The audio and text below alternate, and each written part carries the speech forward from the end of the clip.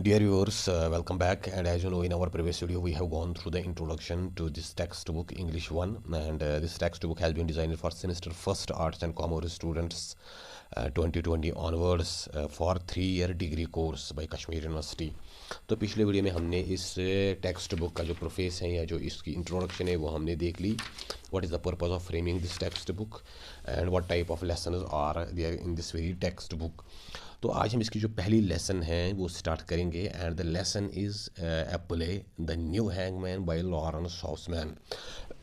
तो कि जैसा कि हमने देख लिया कि इस लेसन में प्लेज हैं, शॉर्ट स्टोरीज़ हैं और ऐसे हैं, पोइट्री हैं. तो इसकी जो पहली लेसन है the New Hangman, it is a play and it has been written by Laurence Housman. And before starting the text of this very play, let us have an introduction. Let us have an introduction about the background of its author, that is the Lawrence Hausman. तो Lawrence houseman जो है, Lawrence houseman born on 1865 and died in 1959, was born in Bromsgrove, England, and was one among 7 siblings, including the famous poet A.E. Housman and the writer Clemens Hausman. Lawrence houseman 1865 में पैदा हुआ है और 1959 में इसकी death हुई है. और ये जो पैदा हुआ है वो उस जगह का जो नाम है दैट इज़ ब्रूम्सग्रो और वो इंग्लैंड में है. और इसके और ये कुल टोटल मिला के 7 भाई बहन थे. और इनमें एक जो फेमस पोइट है इसका जो ब्रदर है A.E. Houseman and the writer Clemens houseman, perhaps this was a female. तो ये जो फैमिली है इनका बैकग्राउंड ही ऐसा है, literary background. A prolific writer, Housman had an enviable body of writing to his credit. ये बड़ा ही शानदार, बड़ा ही जानदार राइटर था. और इसकी जो राइटिंग है वो काफ़ी वसी है, काफ़ी उसने बहुत सारी चीज़ों पे लिखा है विद अराउंड 100 पब्लिश्ड वर्क्स. और तकरीबन इसकी 100 बुक्स ऐसी हैं जो पब्लिश हुई हैं. तो इसके अलावा भी और कुछ बुक्स होंगी. He got his early education at his birth place and went on to study art at the Lambeth School of Art and the Royal College of Art in London. तो इसने जो इसकी जो अर्ली एजुकेशन हुई है वो इसकी birth place जो है वहाँ पे हुई हैं, दैट मीन्स ब्रूम्सग्रू में. और फिर उसने जो फर्दर स्टडी की about the art that is at Lambeth School of Art and Royal College of Art in London. एक तो है लैम्बर्थ स्कूल ऑफ आर्ट, कोई कॉलेज होगा आर्ट से रिलेटेड, तो वहाँ पे उसने फिर एजुकेशन हासिल की about this art and it study. And then the Royal College of Art in London, जो इंग्लैंड का मशहूर एक कॉलेज है जहाँ पे ये आर्ट और दूसरी चीज़ें रिलेटेड तो वो पढ़ाई जाती हैं. तो वहाँ पे उसने फर्दर इसके बारे में अपनी तालीम हासिल की. एन एक्सेप्शनली टैलेंटेड इलस्ट्रेटर, ये बड़ा ही शानदार, बड़ा ही एक्सेप्शनल और बड़ा ही जानदार एक इलस्ट्रेटर था. इलस्ट्रेटर वो पेंटिंग्स या पिक्चर्स जो बनाते थे उस ज़माने में किताबों पे. He provided illustration to many writers. और कुछ राइटर्स आए थे जो अपनी जो स्टोरीज़ हैं उनको इलस्ट्रेशन या पिक्चर्स की शक्ल में पेश करते थे. तो इसने कई सारे राइटर्स के लिए जो इलस्ट्रेशन हैं वो प्रोवाइड की, पिक्चर्स बनाई. ए कमिटेड सोशलिस्ट एंड पैसिफिस्ट, चूँकि उस ज़माने में कम्युनिज़म का एक वो आगाज़ हुआ था और ये भी उससे मुतासर हुआ था सोशलिज्म से, या जो मार्क्स की आइडियोलॉजी थी. और बड़ा एक पैसिफिस्ट जहन का आदमी था, जो अमन के दाई होते हैं, who do not war and conflict on this planet. ऐसे लोग जो जंग और तजाद और कॉन्फ्लिक्ट इन चीज़ों के बहुत खिलाफ होते हैं. Housman had what were then considered controversial political views.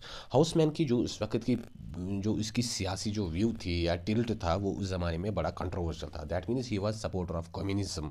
तो कम्युनिज्म को इस ज़माने में बड़ा ही एक वो मायूब, एक वो टैबू के तौर पे उस चीज़ को देखते थे, इसको लोग अच्छा नहीं समझते थे. He wrote extensively on feminist and socialist themes. और इसकी जो वर्क्स हैं उसमें उसने बहुत ज़्यादा लिखा है. जो फेमिनिस्ट जो होते हैं, जो फीमेल्स हैं, जो अपने हुकूक या जो इनके राइट्स हैं उनको डिमांड करते हैं, जो फेमिनिस्ट थे दुनिया में. एंड सोशलिस्ट थीम्स, और जो सोशलिस्ट समाज से रिलेटेड जो इश्यूज़ हैं उन चीज़ों पे उसने काफ़ी ज़्यादा लिखा है. या जो मार्क्सिस्ट सोच थी या सोशलिज्म था तो वैसे ही उसने लिखा है, जैसे जॉर्ज ऑरवेल की राइटिंग्स में हम देखते हैं. And founded the Men's League for Women's Suffrage. और उसने एक मर्दों की एक तंजीम बनाई, एक ग्रुप बनाया, तो जो औरतों के जो suffrage, that means right to vote, इस चीज़ की हिमायत करता था, इसकी आवाज़ उठाता था.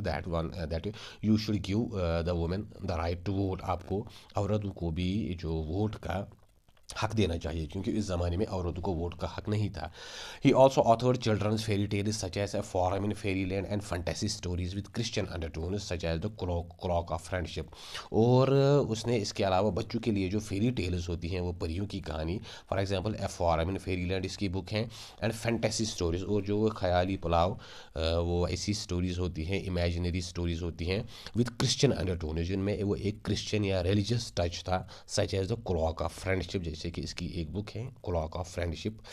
His first literary success came with his novel and English women's love letters which was published anonymously. उसकी जो पहली लिटरेचर में जो मशहूरी हुई, जो सक्सेस हुई, कामयाबी मिली अदब के मैदान में, वो इसकी एक नावल थी and English women's love letters, जो एनोनिमसली इसको पब्लिश किया गया।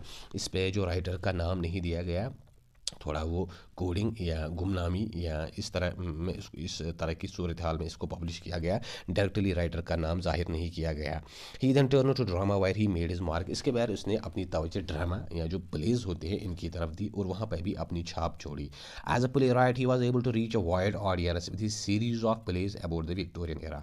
चूँकि एक प्ले राइट था, एक ड्रामेटिस्ट था, और ये इसकी जो आवाज़ या इसका जो लिटरेचर है वो काफ़ी सारे लोगों तक पहुँचा with his series of plays, क्योंकि ये जो प्लेज या ड्रामा लिखते थे उनकी सीरीज़ वो छपती थी।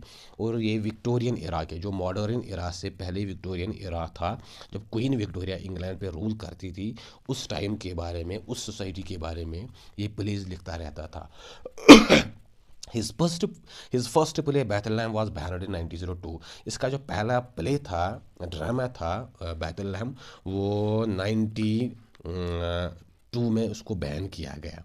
As were many of his later plays on religious और रॉयल फिगर्स। और बाद में भी उसने जो कुछ प्लेज लिखे उनमें कईयों को बैन किया गया, क्योंकि वो एक रिलीजियस, उनमें कोई कंट्रोवर्सी थी या कोई रिलीजियस या रॉयल फिगर के बारे में, जो रॉयल ख़ानदान था उस वक्त इंग्लैंड का, या जो रिलीजियस कुछ बड़े लोग थे तो उनके बारे में कुछ चीज़ें थी, तो इस वजह से इनको सेंसर किया गया, बैन किया गया।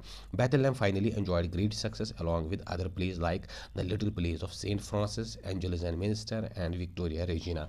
लेकिन जो इसका जो प्ले था बैथलहम, फाइनली ये भी बड़ी इसकी एक कामयाबी के तौर पे वो प्रूव हुआ व्हेन इट गॉट पब्लिश्ड, जब इसको छापा गया या जब इसको एनेक्ट किया गया। और इसके जो दूसरे प्लेज थे, the little pledge of Saint Francis, angels and minister, Victoria Regina, तो ये भी बड़े ही कामयाब रहे ये जो प्लेज थे। इन 1937 houseman published his autobiography the unexpected years. 1937 में हाउसमैन ने अपनी ऑटोबायोग्राफी, अपनी सवान हयात या अपनी नोश तक जिसको हम कहते हैं, वो छापी, which is not only about his upbringing but also showcases the cultural and political milieu of his times in London. जो खाली उसकी अपब्रिंगिंग, उसकी ये बर्थ हुई है और इसकी जो ग्रोइंग अप हुई है, तो खाली उसके बारे में ही नहीं है, it also showcases the cultural and political milieu of his times in London. इसमें जो लंदन का उस वक्त का जो कल्चर था, या जो उस वक्त की एक सियासी एक मिलू, एक वो एक कल्चर था उन चीज़ों का, तो इसके बारे में भी हमें काफ़ी चीज़ें नज़र आती हैं। वो चीज़ में उस चीज़ की भी यहाँ पे अक्कासी की गई है। इस work called my brother A houseman is available memoir of his brother.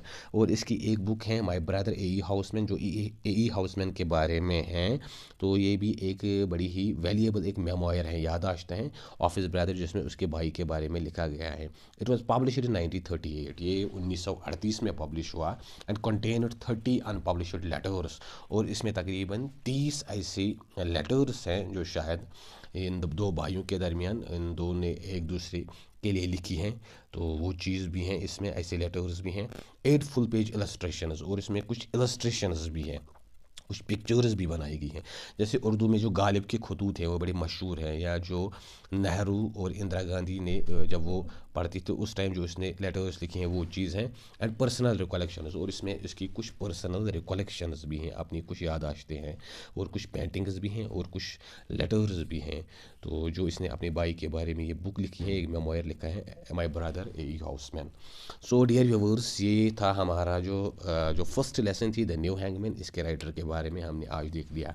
So in the next video we are going to start the text अगली वीडियो में हम जो ये प्ले है या जो ड्रामा है इसको देखेंगे, what this is all about, ये किस बारे में है और इसका जो सब्जेक्ट मैटर है या किस टॉपिक पे ये जो प्ले लिखा गया है।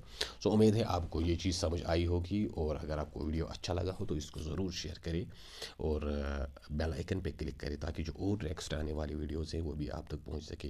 Wish you all the best and have a nice day ahead and thank you.